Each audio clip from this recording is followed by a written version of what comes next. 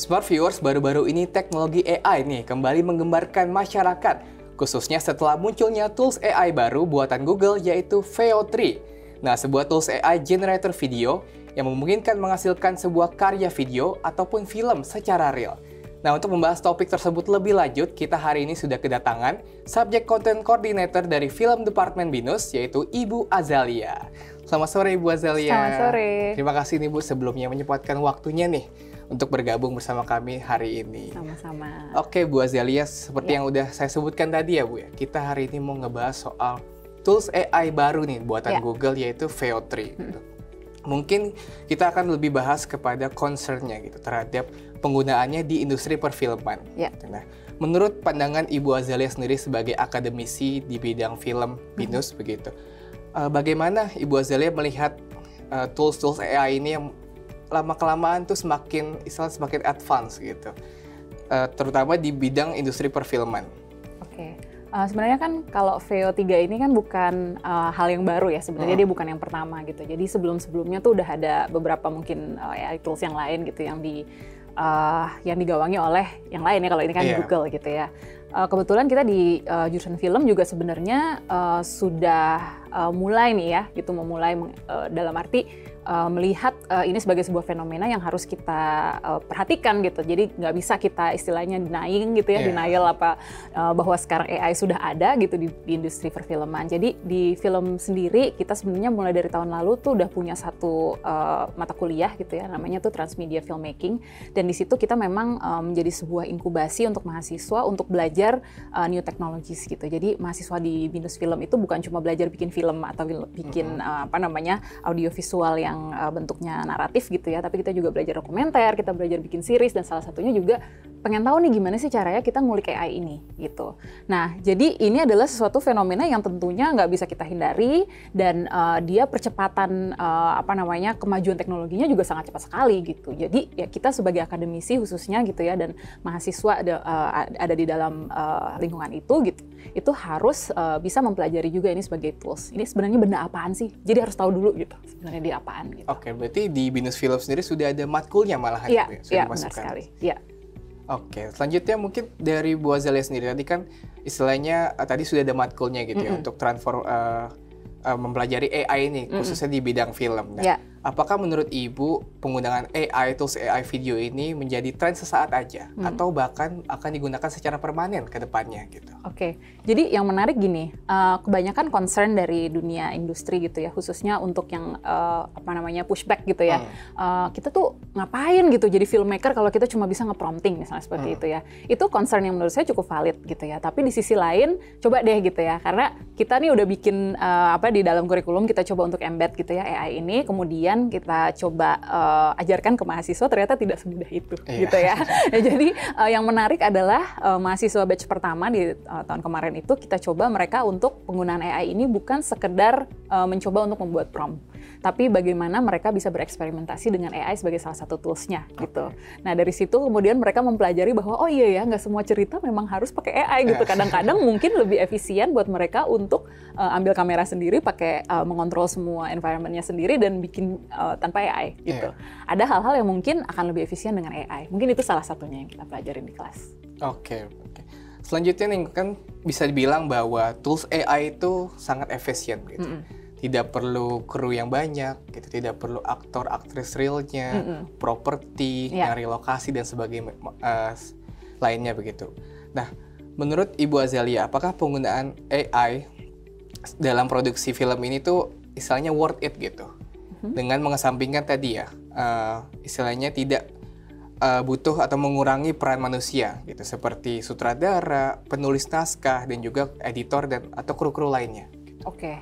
Kalau menurut saya sih mungkin dari satu sisi kita ngelihatnya seperti efisiensi gitu ya, karena kan mengurangi biaya, mengurangi waktu gitu ya. Tapi kalau kita lihat lebih dalam lagi sebenarnya enggak ya. Maksudnya menurut saya sih tidak worth it kalau dia harus menggantikan manusianya gitu. Karena film itu dari zaman dulu film ada gitu ya, pertama kali dia muncul itu kan memang adalah sebuah proses yang kolaboratif gitu. Nah, proses pembelajaran dan proses kreatifnya itu sebenarnya berada di balik layar di saat kita tuh lagi ngobrol, ngulik gitu ya, lagi brainstorming bareng gitu. Termasuk misalnya gini, saya misalnya bisa jadi sutradara, jadi produser, jadi editor, jadi penulis gitu ya misalnya, terus saya jadi aktor sendiri gitu ya, bisa aja sebenarnya gitu. Tapi hasil yang dihasilkan pasti akan berbeda kalau saya berkolaborasi dengan teman-teman yang mungkin lebih ngulik tentang kameranya, yang lebih paham tentang lampu misalnya gitu ya, atau yang sudah terbiasa menulis skenario gitu. Jadi saya sebagai sutradara juga akan punya karya yang lebih kaya gitu dengan masukan-masukan dan kolaborasi yang tadi itu. Gitu. Oke, berarti bisa dibilang tidak worth it gitu ya kalau sampai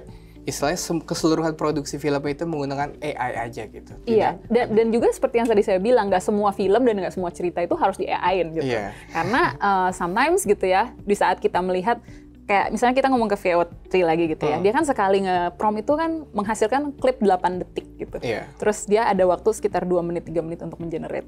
Hasilnya apa bisa sekali jalan langsung bagus gitu? Yeah. Belum tentu kan, mungkin kita harus rubah lagi prompt-nya gitu.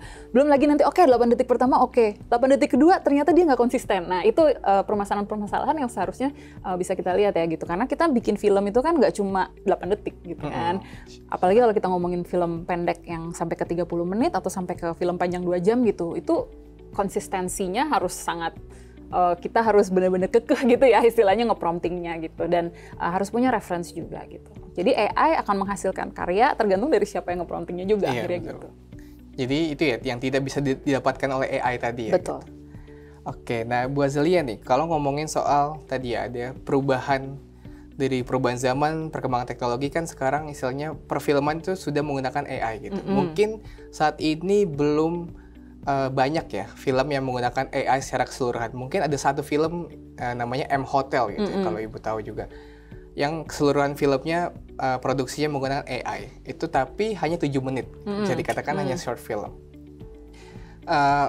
Ada juga beberapa film lain istilahnya menggunakan AI tapi mungkin sebagai bantuan saja gitu dari segi visual effect ataupun dubbing. Nah, menurut Ibu apakah perubahan ini tuh mempengaruhi cara generasi muda gitu Bu dalam memaknai profesi di dunia film nantinya? Oke. Kalau ngomongin generasi sekarang gitu ya, kayak generasi anak saya kan alpha gitu ya. Sekarang udah ada yang baru lagi nih, beta ya. Yeah. Kalau beta itu katanya generasi yang lahir di dunia tanpa dia tahu dunia tanpa AI gitu ya. Jadi dia begitu lahir AI udah ada gitu. Jadi dia nggak bisa ngebayangin nih kalau nggak ada AI kayak apa gitu. Nah, menurut saya sih mereka tuh sangat adaptif ya gitu. Yang dibilang dengan digital native gitu kan. Yeah. Jadi sangat cepat mereka akan mengadaptasi teknologi yang ada gitu. Permasalahannya kan penggunaan media itu memang dari dulu adalah harus bisa kita atur dengan bijak gitu ya. Nggak bisa dong saya misalnya anak saya mau nonton apapun saya kasih kan nggak mungkin gitu ya. Saya sebagai orang tua gitu ya pasti akan mengatur itu gitu. Begitu pula dengan pengaturan mungkin nanti AI saat dia penetrasi ke dunia industri gitu. Pasti harus ada pengaturan-pengaturan itu baik itu dari pemerintah atau misalnya advokasi dari kita sebagai akademisi gitu ya. Nah, pengaturan-pengaturan itu yang kemudian nanti bisa mempengaruhi gitu bagaimana generasi ini menyikapi gitu filmmaking ke depannya menurut saya seperti itu. Oke, nah selanjutnya ngomongin soal tadi ya, balik lagi ke fitur-fitur dari tools AI aja, mau itu VO3, Runway dan sebagainya. Yeah. Nah, apakah menurut Ibu Azalia tools AI ini tuh istilahnya selain memperkuat dominasi industri mungkin production house yang besar gitu ya, bisa nggak justru bisa membuka ruang gitu dan juga peluang bagi para kreator ataupun senias independen gitu yang istilahnya masih kecil begitu. Yeah. Itu tadi sih, balik lagi ke akses ya gitu. Kalau kita bilang di Indonesia sendiri, kita tahu kita negara dengan jumlah populasi penduduk terbesar keempat di dunia gitu. Penetrasi teknologi kita sangat tinggi gitu ya. Bahkan orang dari luar negeri itu kadang-kadang bingung gitu kok. Ada zamannya kan di saat misalnya orang tua kita pakai HP itu sampai 2, 3, 4 gitu kan. Nah itu tuh sangat luar biasa gitu. Tapi di balik itu apakah itu diikuti dengan literasi medianya, for example gitu.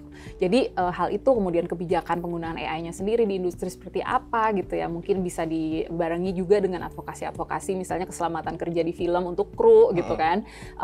Syuting sehat gitu ya. Banyak sekali sebenarnya yang bisa mendukung sehingga nanti terjadi sebuah ekosistem yang melibatkan AI tapi tetap bisa menjaga gitu ya supaya pembuat film orang-orang yang ada di belakangnya itu tetap mendapatkan keuntungan di balik itu. Gitu. Oke, berarti bisa menjadi peluang ya? Bisa sebenarnya, ya betul. Nah tadi kan ngomongin kebijakan gitu ya Bu. Nah gimana sih seharusnya istilahnya mungkin dari Ibu sendiri di BINUS gitu menanggapi istilahnya transformasi teknologi AI ini gitu, khususnya di bidang perfilman, di pendidikan perfilman di BINUS sendiri. Yang pertama sih, setahu saya memang BINUS kan ini ya sangat teknologi driven juga gitu ya. AI Jadi sekali. AI itu juga salah satu yang kita embrace gitu ya. Menurut saya itu positif sih ya di satu sisi karena memang kita nggak bisa menyangkal gitu adanya AI. Tapi di sisi lain tetap kita harus barengi dengan ya tadi saya bilang gitu ya. Misalnya kita harus lihat gitu secara etika gitu, kita harus punya guidance misalnya gitu ya. Nggak bisa misalnya semua tugas mahasiswa harus dikerjain AI misalnya kayak gitu kan ya, kan itu juga jadinya buat apa gitu mereka ada di ruang-ruang pembelajaran di kampus gitu kan. Nah sama juga dengan produksi film gitu, jadi nggak bisa misalnya kita kemudian pikir oh ya udah kalau gitu anak-anak di jurusan film kita ajarin prompting aja instead of misalnya 3-point lighting atau 180 degrees rules atau segala macam, tapi mereka tetap harus mengerti itu. Menurut saya justru kita punya peranan yang penting sebagai kampus gitu ya untuk kemudian menjembatani nih antara filmmakers dan juga industrinya gitu. Jadi aspiring filmmakers yang adalah mahasiswa-mahasiswa kita ini itu harus bisa kemudian kita kasih literasi medianya gitu. Kita kasih tahu etika dalam ber-AI itu seperti apa gitu, dan kemudian untuk ke industri dan juga ke government juga kita bisa menjadi agen untuk advokasi. Kira-kira yang kita butuhkan untuk regulasi AI ini seperti apa? Oke, berarti dibekali terlebih dahulu ya betul, para mahasiswanya. Betul. Risetnya juga harus diperkuat. Gitu. Oke, terakhir Ibu Azalia mungkin boleh sampaikan nih pesan-pesan kepada smart viewers khususnya BINUSian.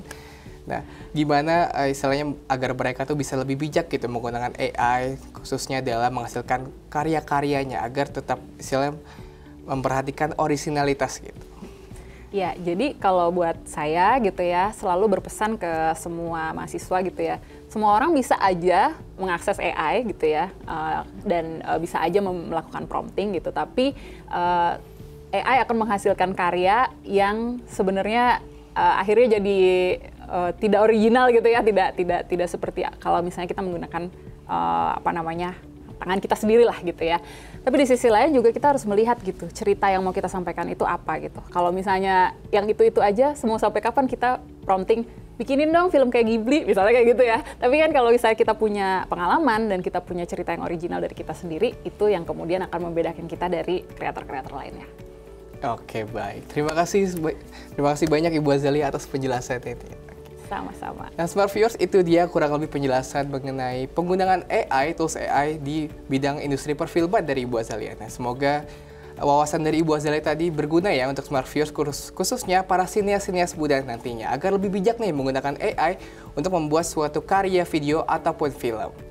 Nah, smart viewers jangan kemana-mana dulu karena kita masih akan kembali hadir dengan berita menarik lainnya. Jadi stay tune di Jurnal BINUSian.